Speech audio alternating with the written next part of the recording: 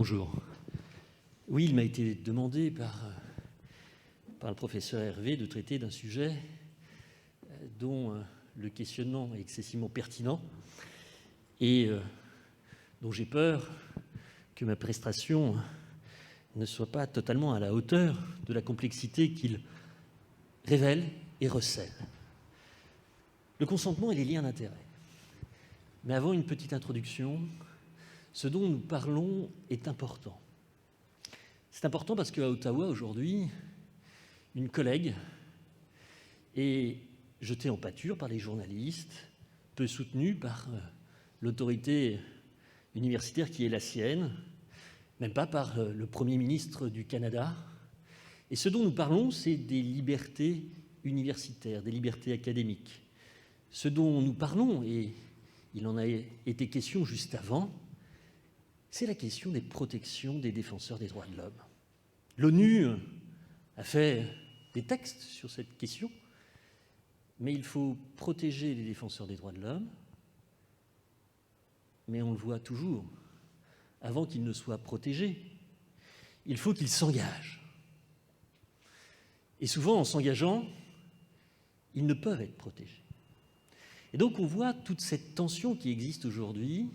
Quand on parle d'intégrité scientifique, c'est le retour de l'obscurantisme, mais ce n'est pas un retour, il a toujours été là. C'est la publicité qui est faite autour de l'obscurantisme. Et évidemment, on a, entre la francophonie, entre la France et nos amis américains, parfois une distinction qui est forte vis-à-vis de ces questions. Eux parlent de loyauté, il faut être loyal, finalement, avec nos directeurs, nos institutions. Et comme l'a bien rappelé l'orateur précédent, le lanceur d'alerte est une procédure pour protéger, permettre l'alerte, pour que l'accès à la presse se fasse en dernière intention, pour qu'il puisse y avoir un débat, pour qu'il puisse y avoir des preuves, pour qu'il puisse y avoir, oui, dites-moi, peer-to-peer, une protection fonctionnelle. Il faut fêter les syndicats qui vont permettre de protéger, d'offrir des avocats, quelle horreur, de payer les honoraires d'un avocat quand un collègue va pouvoir être mis à un moment en difficulté. Il faut fêter la communauté universitaire qui, sous couvert de déontologie, va permettre une éducation, une prévention et finalement un suivi des situations qui sont des situations à risque.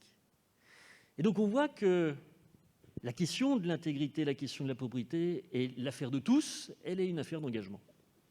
Et tous ne sont pas pour l'intégrité, et tous ne sont pas pour la probité. Les obscurantistes sont là, contre la science. Alors, pourquoi cela est gênant? Pour des questions d'épistémologie, certes, mais plus et mieux encore parce que ça peut mettre en danger des personnes.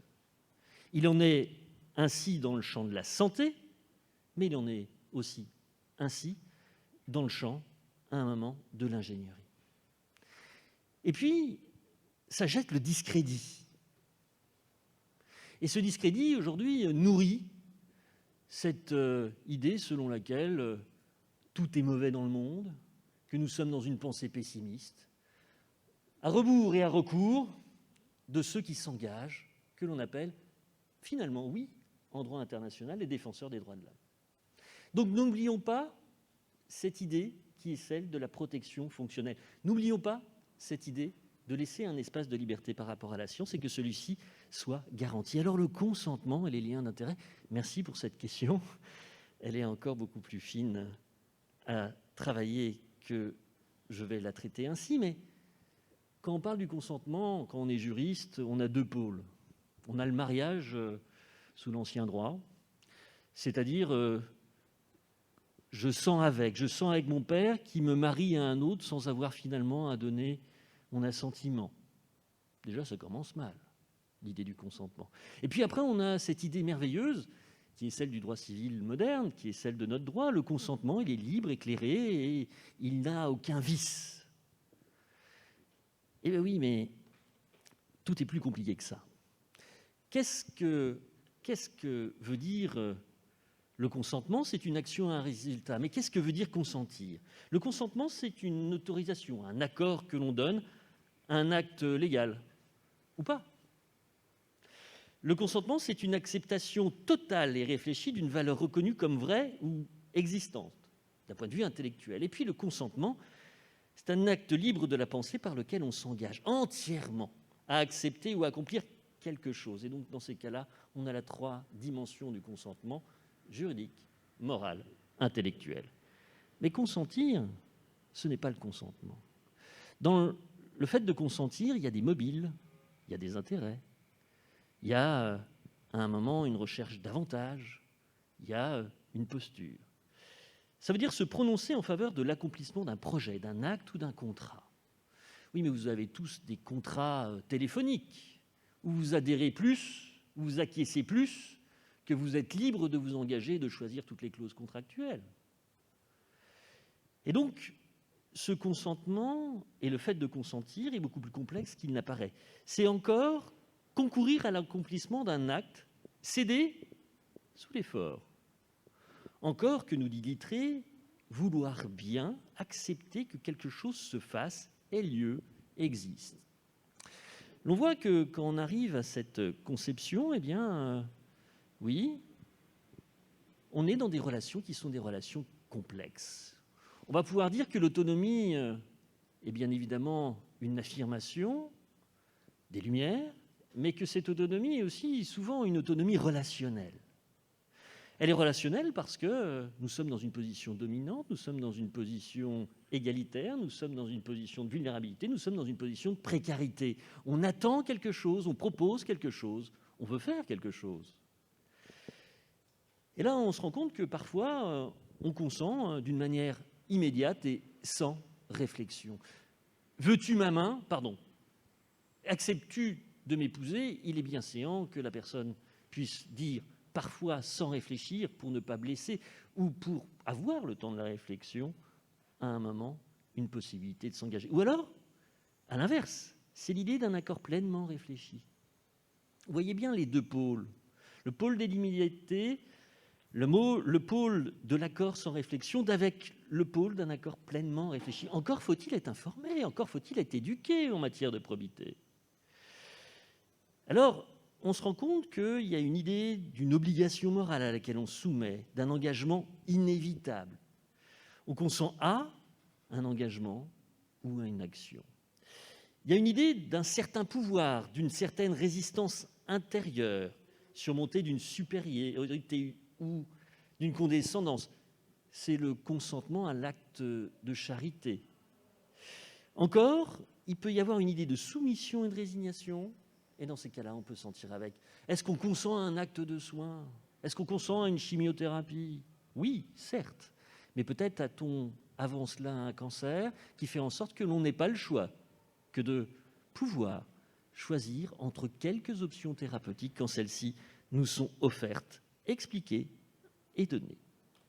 Alors, tout simplement, d'un point de vue pédagogique, je vais essayer de distinguer les liens personnels des liens professionnels. Bien évidemment, cette distinction est quelque peu superfétatoire car ils sont liés, mais néanmoins, je voudrais que l'on essaye de voir les liens personnels choisis ou obligés et le consentement en défaut ou magnifié.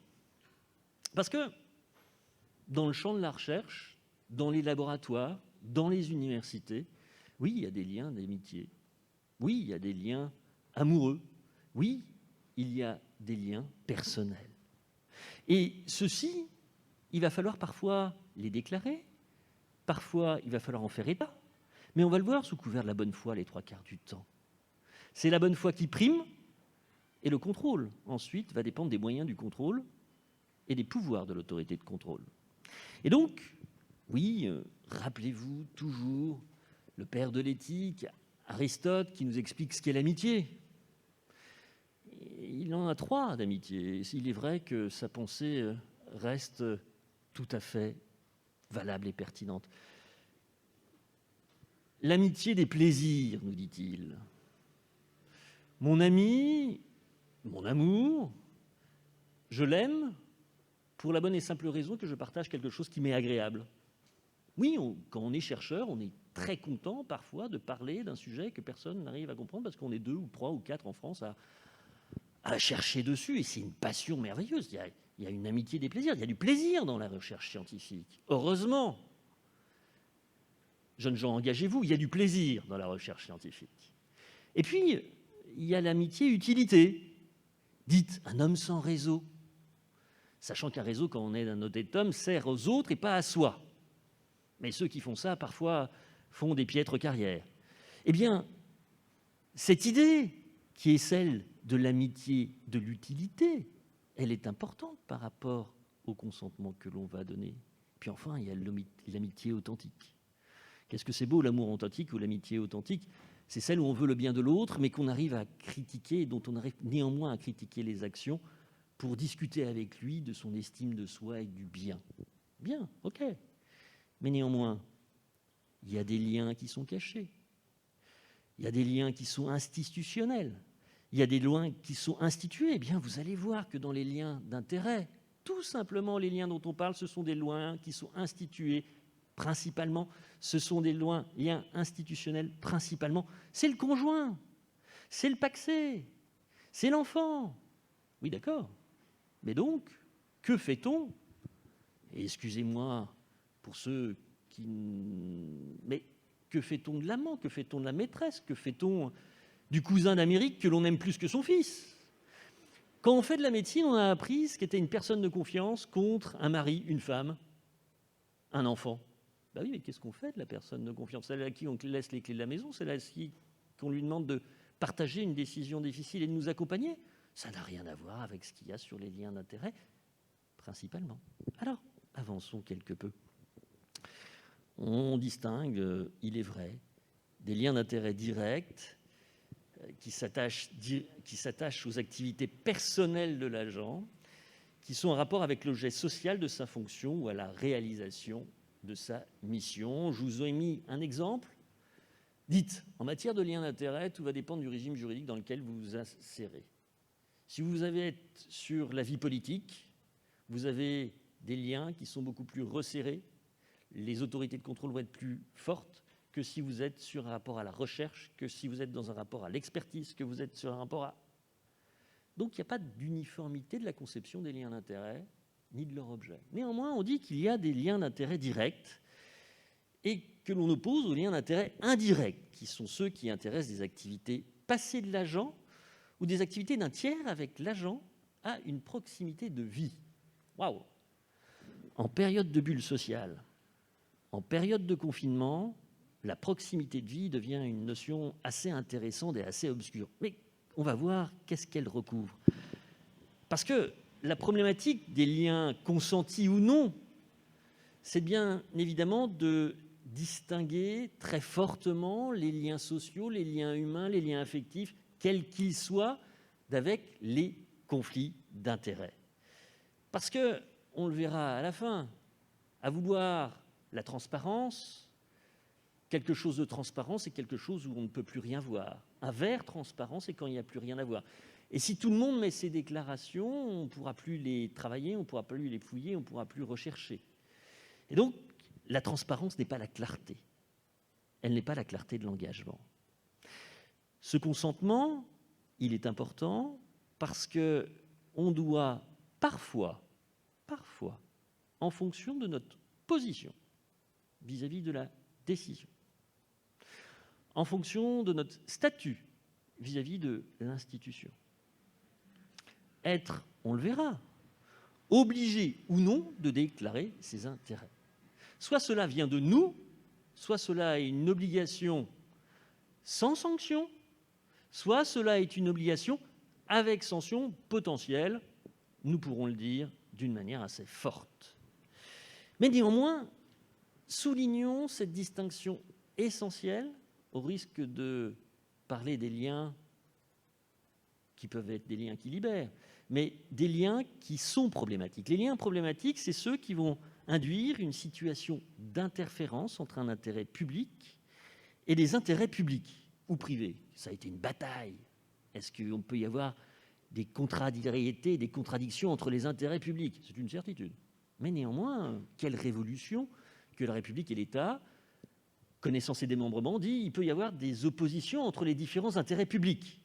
Donc une interférence entre des intérêts publics ou privés, qui est de nature à influencer, alors là, dans ces cas-là, on voit, on est dans le dur, c'est objectif, ou paraître influencé. L'idée de cette loi, c'est l'exemplarité. L'idée de cette loi, à un moment, c'est un horizon qui ne peut se comprendre que sous couvert de ce que dit la loi. Nous sommes dans une perspective éducative, nous sommes dans une perspective de prévention, nous sommes dans une perspective de résolution. Nous ne sommes pas que dans une perspective de sanction, quand bien même elle existe. Et donc, on voit que les liens vont dépendre de la nature du lien et de l'intensité par rapport aux liens mis en cause. Encore, Pierre Lecause nous explique que c'est un changement de contexte qui fait en sorte que les liens affectifs, personnels, familiaux, professionnels, que sais-je encore, vont passer du registre du lien au registre du conflit. Et pour bien le comprendre, oui, il y a des libertés publiques en France. Oui, il y a le respect de la vie privée et familiale. Oui, j'insiste, certaines personnes sont inquiètes de ce qu'elles sont et de ce qu'elles font. Elles peuvent aller voir un référent intégrité, un référent ayant trait au conflit d'intérêts, au lanceur d'alerte. Elle peut aller voir un déontologue. Bref, on a une myriade aujourd'hui d'institutions permettant à quelqu'un d'inquiet, même une commission de déontologie, de demander quels sont ses droits et s'il est dans son bon droit et s'il n'est pas dans des situations limites. Ouais, ok. Mais après, soyons très clairs, qui a une obligation de déclarer? Peu de personnes. Donc, l'obligation de déclaration écrite, elle se fait d'une manière obligatoire pour des personnes qui ont un rôle, une fonction importante, ou alors qui sont dans des situations compliquées. C'est l'expertise sanitaire. Mais autrement, c'est le DAPSA, enfin, c'est des personnes qui vont avoir un rôle au niveau des pharmacies centrales, par exemple, etc. Donc, une autorité importante qui peut induire des décisions, ou alors des contextes de situation à risque, comme l'expertise sanitaire. Parce que pour le reste, les autres, elles sont essentiellement facultatives. Et puis encore, elles peuvent être accidentelles. Donc on voit qu'il y a déjà 3 régimes juridiques de la déclaration. Et puis, ça c'est le premier effet qui se coule. Le deuxième, c'est qu'elles peuvent être publiques, rendues publiques ou pas. Dites, si vous êtes à l'armée et que vous voulez donner un secret défense à quelqu'un, vous allez lui demander s'il a une maîtresse. Vous allez dire, est-ce que quelqu'un, dans le monde, peut te faire chanter? Mais cette information, elle va même être consignée, elle va être consignée par écrit, elle va être dans un coffre, elle ne sera même pas numérisée, dites. Personne ne pourra savoir que... Je n'ai pas d'exemple en tête. Mais néanmoins, personne ne pourra savoir. Donc, elle sera absolument confidentielle. Ce qui permettra à l'autre de dire, mais ce qui permettra aussi à l'institution de surveiller. On continue, elle peut être rendue publique. Ça, c'est la joie du droit administratif. Elle était rendue publique, mais il faut saisir la CADA pour y avoir accès. Vous êtes des spécialistes de la procédure, mais quand vous n'êtes pas les spécialistes de la procédure, vous n'y avez pas accès. Et puis après, vous avez le site Transparence Santé, vous avez le site du ministère qui marche si mal pour les experts sanitaires, puisqu'on n'arrive même pas à faire nos déclarations d'intérêt. Pardon. Comme ce n'est pas filmé, on peut y aller. Elles sont publiques dans ces cas-là.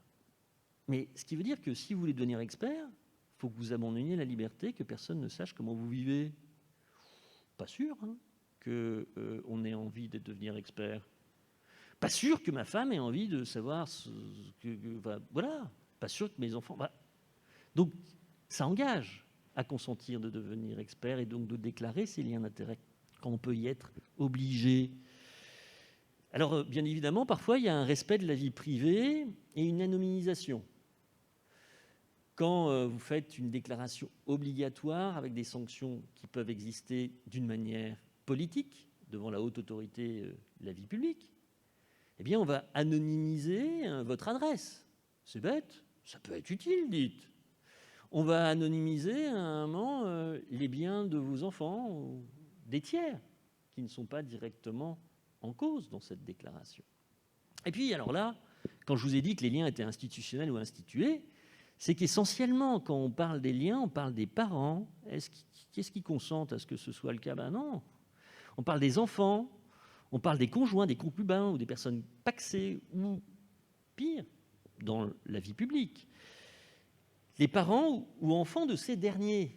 Vous voyez jusqu'où on va? Dites, on est responsable de son beau-père, on est responsable du troisième mariage de sa mère ou du fait qu'elle ne soit pacsée 12 fois? Je ne suis pas sûr. Est-ce qu'ils en ont conscience? Est-ce qu'on a conscience à un moment d'aller autant en précision et puis en même temps en oubliant la personne de confiance, en oubliant toutes ces choses-là? Alors, ce qui peut être encore intéressant, c'est que dans le cadre de l'autorité, de la haute autorité intéressant la politique, ben vous avez des poursuites. Mais il y a quoi? Il y a le parquet financier qui est à côté et qui donne sa main à l'autorité. Il y a l'obligation de dénoncer ce qui relève à un moment de délit. Et donc, omission substantielle concernant les intérêts, oui, il y a non pas des procès, non pas des condamnations, mais des transmissions. Attention, ce n'est pas la même chose. Il y a des omissions substantielles concernant le patrimoine, ça on regarde encore plus. Et puis, il y a des manquements aux obligations déclaratives.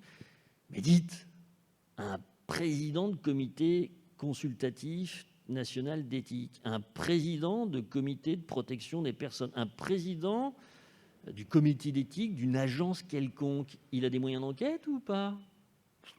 Que dalle. Donc on reste sous couvert, pardon, pour le que dalle. On reste sous couvert de la bonne foi du déclarant. Et puis, s'il y a un problème, une obligation de traçabilité de ce que l'on aura déclaré, de ce qu'on sera arrivé à percevoir. Et encore, oui, quand il y aura procès. Dans ces cas-là, on ira rechercher. Mais on verra que le traitement de ces informations par le juge est très précautionneux. Alors, qu'est-ce qu'il nous demande? Il faut qu'il y ait une commission éthique et de contrôle de la véracité, très souvent, par rapport aux experts sanitaires. Est-ce que cette commission existe? Très souvent, non. Est-ce qu'elle a des moyens? Très souvent, non. Mais ces moyens, ils ne sont pas que financiers. C'est qu'on ne peut pas avoir de moyens d'enquête. On n'est pas un juge quand on est membre d'une commission. Donc on est un rapport, non pas de poker menteur, j'exagère, mais dans un rapport où la bonne foi est importante. Et donc, l'individu qui est obligé va avoir une obligation de consentir. La personne où l'obligation est facultative va pouvoir ou ne pas pouvoir omettre ou oublier d'omettre. Et puis enfin, celui qui peut le faire de son libre arbitre, il fait ce qu'il veut. Qu'est-ce à dire? Ça veut dire que les 3/4 des personnes que je connais qui sont dans des instances n'ont pas été totalement formées à leur obligation déclaratoire.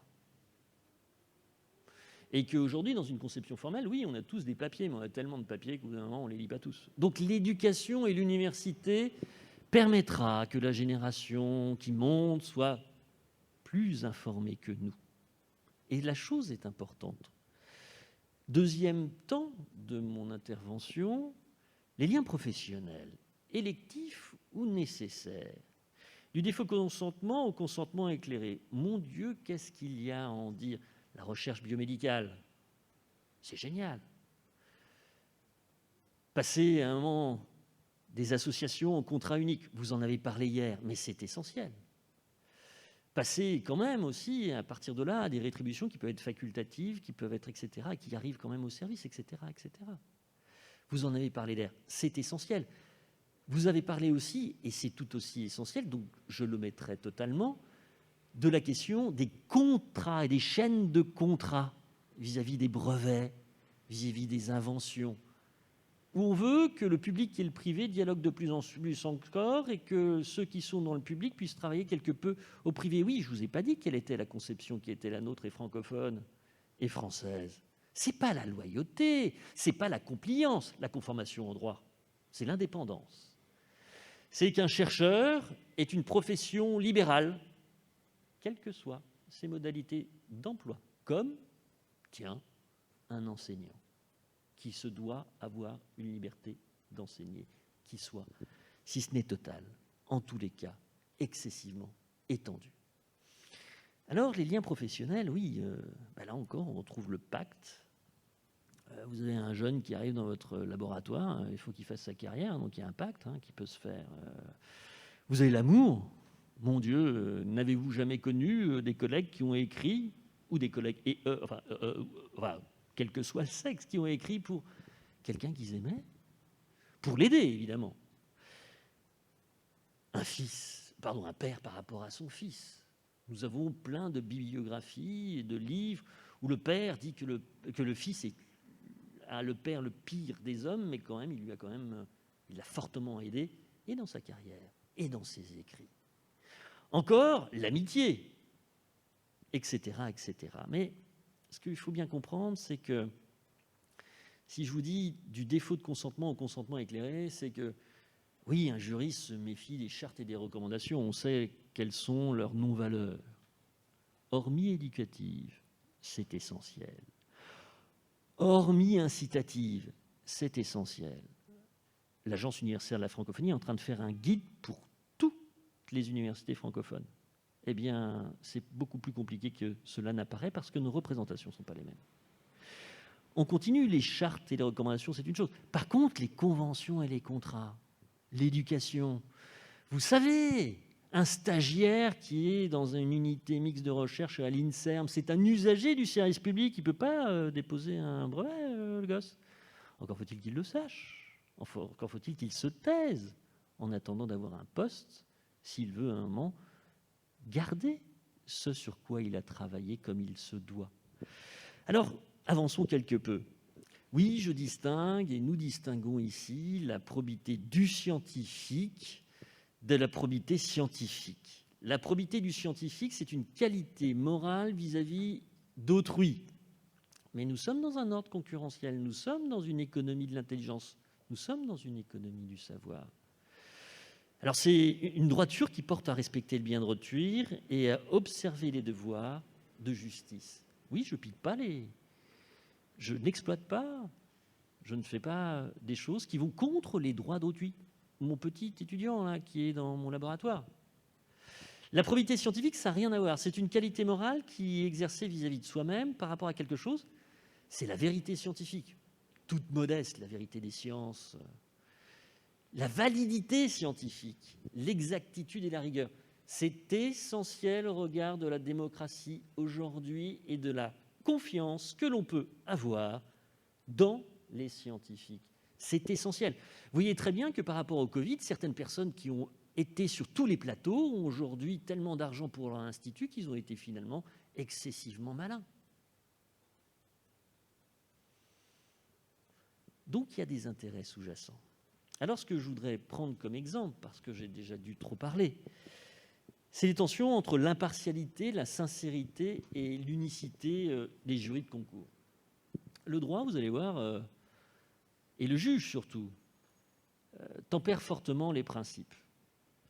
Dans un premier arrêt, pour ne prendre que des histoires de chasse, eh bien, la circonstance qu'un membre du jury connaisse un candidat n'est pas de nature à révéler par elle-même une atteinte au principe d'impartialité. Le droit distingue deux types d'impartialité, une impartialité objective, une impartialité subjective. L'impartialité objective, c'est un préjugement. Je connais déjà le dossier, j'ai déjà une idée sur le dossier. L'impartialité subjective, c'est un préjugé sur la personne. Je connais la personne dite, et je sais qu'elle travaille bien. Mais vous allez voir que le juge va expliquer que ça va dépendre du contexte. Est-ce que la personne est président du jury? Est-ce qu'il est membre du jury? Est-ce qu'il est rapporteur du jury? Quel est le type de jury? Très simplement, est-ce qu'à un moment, ce sont un concours sur titre et travaux ou est-ce que c'est un concours sur épreuve? Donc vous voyez que le droit travaille vraiment en partant des situations. Et donc, quelques exemples. Le concours sur titre et travaux, le préjugement, un chef de service qui dirige les travaux peut apprécier les travaux d'un candidat. Eh bien, au départ, on disait que non. Et puis, dans une espèce d'Uber, en 2003, le même Conseil d'État dit que le président du jury d'admissibilité, s'il est directeur du laboratoire dans lequel travaillait une de ses candidates, n'était pas par elle-même de nature à entacher l'illégalité de la délibération du jury. Qu'est-ce à dire? On passe du préjugement, d'une conception objective, d'un rapport à l'autorité, objectivement considéré, à un rapport in concreto, en fonction de l'intelligence du cas, de la situation et du contexte. Alors, comme en matière d'expertise sanitaire, on se fait toujours cette distinction au regard de nos étudiants, le départ ou le déport. Je quitte la salle ou je me déporte. Mais par rapport à un jury de concours, on a encore à apprendre. Pourquoi ? Parce que la charte de la CNU n'a rien à voir avec celle de l'INSERM, qui n'a rien à voir avec celle du CNRS. J'exagère, mais j'exagère toujours, pour ceux qui me connaissent. Et donc, vous voyez qu'il y a un éclatement des normes qui ne sont pas totalement du droit. Et peut-être que ce qui serait intéressant, c'est de travailler sur l'effectivité de ces normes pour pouvoir les expliciter d'une manière beaucoup plus claire. Et ça, on ne l'a pas encore fait. Alors, le principe du départ et du déport, le principe, il est clair. On ne peut siéger quand on a des liens trop étroits. Ah, déjà, c'est beaucoup plus précis. Tenant aux activités professionnelles dont l'intensité est de nature à influencer notre appréciation.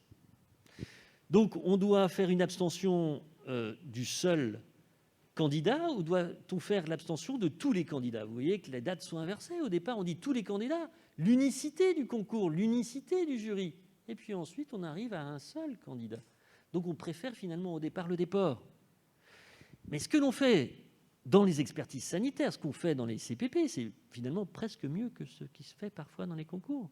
Parce que dans le rapport sanitaire, il y a une traçabilité. Il y a un usage qui s'est fait où on n'est pas rien qu'au niveau du chartre, mais on est au niveau du droit. Et donc, la déclaration est souvent obligatoire, et même le président doit demander. Alors que là, finalement, dans les jurys, ces deux choses sont parfois pas toujours réalisées. Et puis, comme pour le champ sanitaire, qu'est-ce que l'on dit ? On dit qu'il y a quand même, il faut une qualité du jury, comme il faut une qualité de l'expertise. Et quand le jury recrute quelqu'un de hautement spécialisé, qui a peu de spécialistes, et que la discipline invite à avoir peu de membres, eh bien, qu'est-ce qui se passe ? De jurisprudence, là encore, la présence du directeur de thèse et l'intensité des liens l'unissant à ces derniers entache la délibération du jury. Ici, une collaboration étroite, on pourrait dire presque personnelle, et une thèse de moins de 2 ans. Bien. Encore, en 2020 cette fois, la collaboration scientifique, c'est-à-dire vous aviez dans un jury quelqu'un qui organisait des colloques avec les membres, il y avait son directeur de thèse, et puis elle dirigeait ou elle participait à des ouvrages collectifs avec eux, et enfin, il était membre d'un comité de rédaction où elle était directrice, et eux, ils étaient membres. Dites, coupez-moi ça, il ne faut pas que nos amis québécoises entendent des choses pareilles, québécoises et québécois, parce que je pense qu'ils auraient quelques suspicions ou troubles. Donc on voit qu'il y a un rapport au jury qui est un rapport où le droit va moins en avant que la déontologie, qui va moins en avant que l'éthique. Et donc toute l'idée, pour qu'on ait confiance dans les instances universitaires, c'est qu'il y a une réflexion éthique, une réflexion déontologique, et que cela permette d'approfondir le droit. Alors, dans le huis clos des laboratoires, on sait que des mariages se font. Il y a la propriété intellectuelle et industrielle. Je parlerai que de la propriété intellectuelle très rapidement. Il y a une distinction entre les inconduites, les contraventions, les fraudes. Je ne peux pas aller aussi avant, mais prenons le tripatouillage de données, le changement de nom ou le plagiat, c'est-à-dire une reproduction que l'on va voir qui est quasiment intégrale d'une œuvre, sans citer l'auteur. On veut prendre l'œuvre de l'autre en effaçant finalement son travail. Eh bien, ça existe depuis longtemps. Pour ceux qui aiment l'épistémologie et qui veulent travailler sur les épidémies, il faut toujours relire Charles Nicolle, l'ouvrage écrit au siècle dernier est exceptionnel sur l'histoire des épidémies, la manière dont on les conçoit. Mais qu'est-ce qu'il nous dit, Charles Nicolle, en tant que directeur de laboratoire ? Il dit, dans son livre sur la responsabilité, oui, il y a des malins, quoi. Il y a des malins parce qu'il y a des démarqueurs, hommes à droit qui tirent plus vite parti de l'idée émise. notre petit stagiaire qui a une bonne idée. Mais dites, ceux qui sont dans des jurys, non pas de concours, mais des jurys pour offrir des subventions et qui voient plein de choses et qui percent dans ce qui est écrit une idée qui va plus avant, eh bien vous avez des démarqueurs. Vous avez des détrusseurs qui s'emparent effrontément de la découverte des autres et qui la signent. Vous avez les dénicheurs qui s'en prennent à la couvée. Et vous avez toutes ces questions merveilleuses qui sont les procès de priorité. Et c'est quand finalement, quand il y a un procès de priorité, un procès pour contrefaçon, qui est une autre manière d'appréhender le plagiat, que ces choses sortent. Alors, attention, on sait qu'il existe des conventions de paternité consenties entre deux personnes donc qui ont un lien d'intérêt affectif, personnel ou professionnel. Ces conventions de paternité, c'est je reste anonyme. J'ai écrit, j'ai travaillé avec toi, mais je reste anonyme. Je suis ton père, je suis ton amoureux, je suis ton directeur de centre. J'ai besoin de toi demain. J'ai besoin d'avoir quelqu'un qui arrivera dans mon labo et j'ai envie que ce soit toi. Oui, ces conventions sont peut-être contraires à l'ordre public, mais elles existent.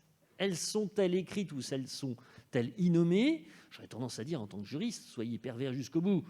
Faites un contrat, il n'aura pas de valeur, mais avant que le juge le détricote, vous serez quand même quelque peu garanti si vous offrez des justifications objectives.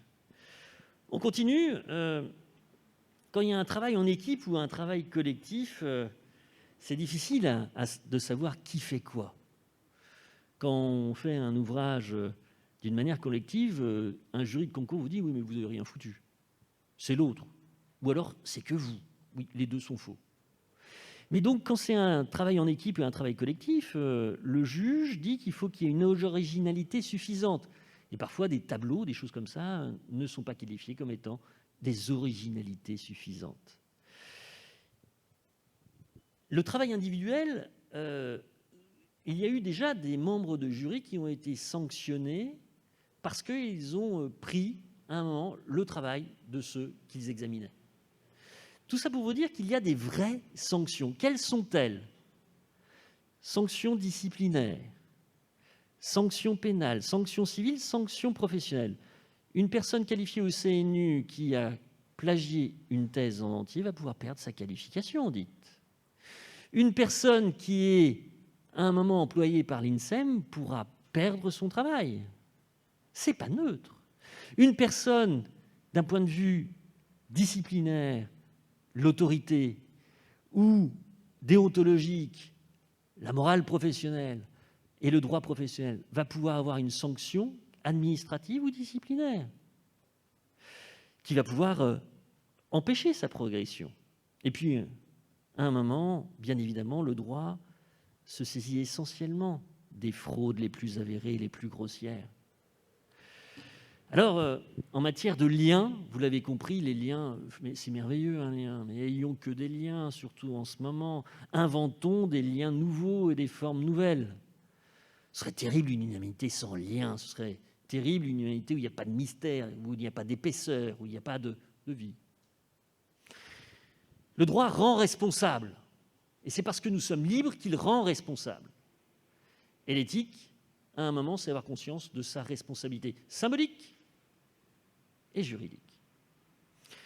Alors, par rapport, et pour conclure, avant de vous remercier de votre attention, oui, les trois singes de la sagesse, par rapport au lien d'intérêt, trop souvent on a un aveuglement, et plus d'ailleurs parfois on est conscient de plein de choses, plus on a un aveuglement par rapport à ses plus proches. Non, elle, c'est pas un problème, lui, c'est pas un problème, le rapport que j'ai ne pose pas de problème. Et donc l'aveuglement, c'est par rapport à soi, c'est par rapport à l'institution qui dit tout ce qui a été déclaré est vrai, et ça me suffit. Qui dit à un moment que cette idéologie de la transparence qui n'existe pas est suffisante, parce que c'est sur un site. Et donc cette idée de l'aveuglement, c'est la première des erreurs. La deuxième, c'est, pour un juriste en droit administratif, c'est une évidence, c'est Kafka le procès, c'est la bureaucratie. Faisons du papier, faisons du numérique, entassons. Et puis oublions l'essentiel. Ce n'est pas parce qu'il y a une procédure qu'il ne faut pas qu'il y ait de protection fonctionnelle. Ce n'est pas parce qu'il y a une procédure que la personne peut consentir à retirer un article que cela suffit et que cela peut peut être fait. Donc la bureaucratie, finalement, fait que la transparence devienne obscure. Et puis, évidemment, pour ceux qui aiment les libertés publiques, qui aiment le droit au respect de la vie privée, l'inquisition est quelque chose d'insupportable. L'idée des conspirateurs est quelque chose d'insupportable parce que dans le champ de la science, comme ailleurs, la concurrence entre scientifiques peut être terrible. Et une manière de ne pas être pris, c'est de ne pas faire grand-chose, de rester en deçà de la ligne de flottaison, pas de prendre de responsabilité. Et pourtant, je terminerai, comme j'ai commencé, par rapport aux défenseurs des droits de l'homme. Oui, avant que d'être protégé, avant que de vouloir que l'État et la justice volent à notre secours, il faut s'engager. Il n'y a pas d'engagement risqué quand on lutte contre l'obscurantisme, quand on lutte pour que la science soit à sa place, et quand on lutte en tant entre guillemets de lanceur d'alerte, mais un lanceur d'alerte, ce n'est pas un gars autoproclamé, et encore, et enfin, quand on lutte pour l'éducation des générations à venir, alors que nous sommes dans une société de commerce, l'idée du désintéressement, l'idée de la communauté, l'idée de la République n'est pas plus assurée qu'une autre. Je vous remercie et espère ne pas avoir été trop long.